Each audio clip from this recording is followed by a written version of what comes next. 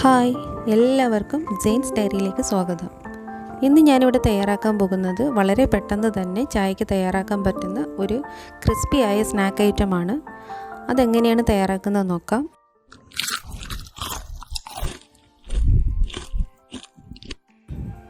ഒരു പാത്രത്തിലേക്ക് ഞാൻ 1 കപ്പ് അരിപ്പൊടി ചേർത്ത് കൊടുത്തു. അതിലേക്ക് ആവശ്യത്തിനുള്ള ഉപ്പ്, 1/4 ടീസ്പൂൺ മുളക് പൊടി, 1 പിഞ്ച് മഞ്ഞൾപ്പൊടി, വളരെ ചെറുതായി എരിഞ്ഞ് മീഡിയം സൈസ് സവാള 1, 2 പച്ചമുളക് ചെറുതായി എരിഞ്ഞത്, അല്പം കറിവേപ്പില ചെറുതായി എരിഞ്ഞത്, 1.5 ടേബിൾ സ്പൂൺ മല്ലിയില ചെറുതായി എരിഞ്ഞത്, 1/4 കപ്പ് തൈര്. ഇതെല്ലാം കൂടി ചേർത്ത് നമുക്കൊന്ന് മിക്സ് ചെയ്തെടുക്കാം. ഈ മിക്സ് ചെയ്ത കൂട്ടിലേക്ക് ഇനി നമുക്ക് ആവശ്യമുള്ളത് ഒരു മീഡിയം സൈസ് പൊട്ടാറ്റോയാണ്. അത് ഞാനിവിടെ ഗ്രേറ്റ് ചെയ്ത് വെച്ചിട്ടുണ്ട്. വേവിക്കാത്ത പൊട്ടാറ്റോയാണ്. അതിനെ കൂടി നമുക്ക് ഇതിലേക്ക് ചേർത്ത് കൊടുക്കാം. ഇതെല്ലാം കൂടി ഒന്നങ്ങ് മിക്സ് ചെയ്തെടുക്കാം.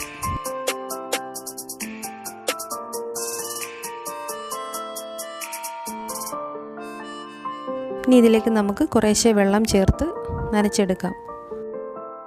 വെള്ളം കൂടുതലായിട്ട് ഒഴിച്ചു കൊടുക്കരുത്. കുറേശ്ശെ ഒഴിച്ച് നമുക്കിതിനെ നനച്ചെടുക്കാം. ഇതൊരു ബോണ്ടയുടെ പരുവത്തിനാണ് നമ്മൾ ഈ മാവ് നനച്ചെടുക്കുന്നത്. അതുകൊണ്ട് തന്നെ അല്പമായിട്ട് വെള്ളം ചേർത്ത് മാവിൻ്റെ പരുവം നോക്കി വേണം ബാക്കി വെള്ളം ചേർക്കാൻ. അല്ല എന്നുണ്ടെങ്കിൽ മാവ് വളരെയധികം ലൂസായി പോകും. ഇനി ഇതിലേക്ക് ഞാൻ കുറച്ചുകൂടി ഉപ്പ് ചേർത്ത് കൊടുക്കുകയാണ്. എൻ്റെ മാവിൽ ഉപ്പ് അല്പം കുറവാണ്. ഉപ്പ് എല്ലായിടവും എത്തത്തക്ക രീതിയിൽ ഒന്നങ്ങ് മിക്സ് ചെയ്ത് കൊടുക്കാം.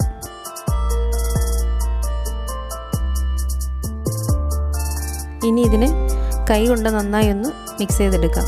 എങ്കിൽ മാത്രമേ ഇത് നല്ലൊരു പാകത്തിന് നമുക്ക് കിട്ടുകയുള്ളൂ.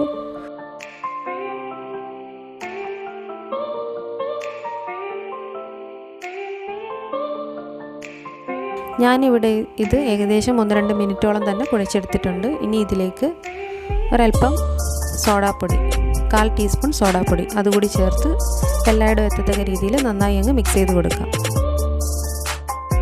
മാവ് ഇവിടെ റെഡിയായി കിട്ടിയിട്ടുണ്ട്. ഓരോ ചെറിയ ഉരുളകളായി നമുക്കിനി എണ്ണയിലേക്കിട്ട് വറുത്ത് കോരി എടുക്കാവുന്നതാണ്.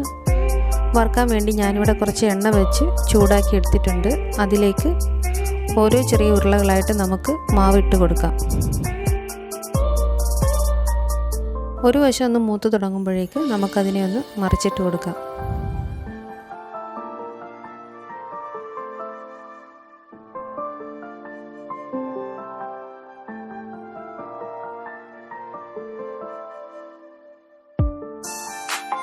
ഇത് ഒരു 3-4 തവണ മറിച്ചും തിരിച്ചുമിട്ട് നന്നായി തന്നെ വറുത്ത് കോരിയെടുക്കണം. വളരെ ക്രിസ്പി ആയിട്ടാണ് ഈ ഒരു സ്നാക്ക് ഐറ്റം ഇരിക്കുന്നത്. ഇത് ഒരു തവണ നിങ്ങൾ ഉണ്ടാക്കിയാൽ വീണ്ടും ഇടയ്ക്കിടയ്ക്ക് ഉണ്ടാക്കുന്നതാണ്. അത്രയ്ക്ക് ടേസ്റ്റാണ് ഈ ഒരു സ്നാക്ക് ഐറ്റത്തിന്. മാത്രമല്ല നമ്മളുടെ വീടുകളിൽ എപ്പോഴും കാണുന്ന ചേരുവകൾ തന്നെ ഇതിലുള്ളൂ.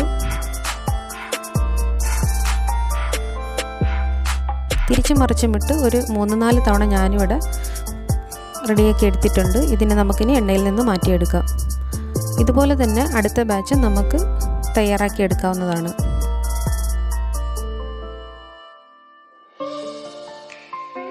നമുക്കിത് തയ്യാറാക്കാനായിട്ട് മൊത്തത്തിൽ 5 മുതൽ 7 മിനിറ്റ് വരെ മതിയാവും. ആ സമയത്തിനുള്ളിൽ തന്നെ നമുക്ക് പെട്ടെന്ന് തന്നെ തയ്യാറാക്കിയെടുക്കാൻ പറ്റുന്നൊരു സ്നാക്ക് ഐറ്റമാണ്. നിങ്ങളെല്ലാവരും ഒന്ന് ട്രൈ ചെയ്ത് നോക്കണം. ഞാനിതിൻ്റെ ചേരുവകളും അതിൻ്റെ അളവുകളും ഡിസ്ക്രിപ്ഷൻ ബോക്സിൽ കൊടുത്തിരിക്കാം.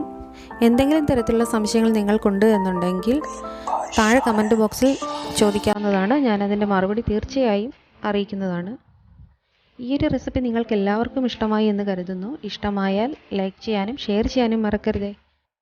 ഈ ചാനൽ ഇതുവരെ സബ്സ്ക്രൈബ് ചെയ്യാത്തവർ പ്ലീസ് ഒന്ന് സബ്സ്ക്രൈബ് ചെയ്യുക. തൊട്ടടുത്ത് കാണുന്ന ബെല്ലൈക്കണിൽ ഓൾ എന്ന ഓപ്ഷൻ ഇനേബിൾ ചെയ്ത് വയ്ക്കുകയും ചെയ്താൽ ഞാനിടുന്ന വീഡിയോകൾ അപ്പോൾ തന്നെ നിങ്ങൾക്ക് നോട്ടിഫിക്കേഷൻ ലഭിക്കുന്നതാണ്.